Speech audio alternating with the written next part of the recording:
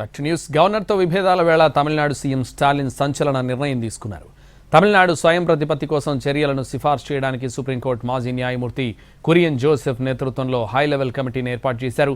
ఈ మేరకు సీఎం స్టాలిన్ అసెంబ్లీలో ప్రకటన చేశారు. రాష్ట్ర హక్కులను కేంద్రం క్రమంగా లాక్కుంటోందని ఆరోపించారు. స్వయం ప్రతిపత్తి కోసం తీసుకోవాల్సిన చర్యలను ఆ కమిటీ సిఫార్సు చేయనుంది.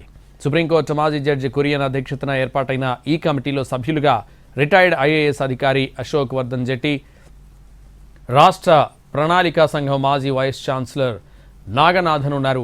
ఈ కమిటీ రాష్ట్ర స్వయం ప్రతిపత్తిని నిర్ధారిస్తుందని స్టాలిన్ అన్నారు.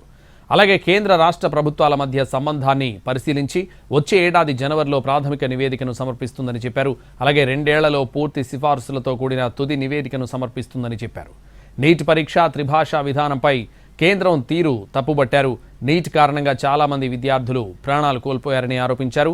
అలాగే త్రిభాషా విధానం పేరుతో కేంద్రం తమపై హిందీని బలవంతంగా రుద్దడానికి ప్రయత్నిస్తోందన్నారు Stalin. The union and the states are created by the constitution. Both derive their respective authority from the constitution. The one is not subordinate to the other. It is its own field, and the authority of one is coordinate with that of the other.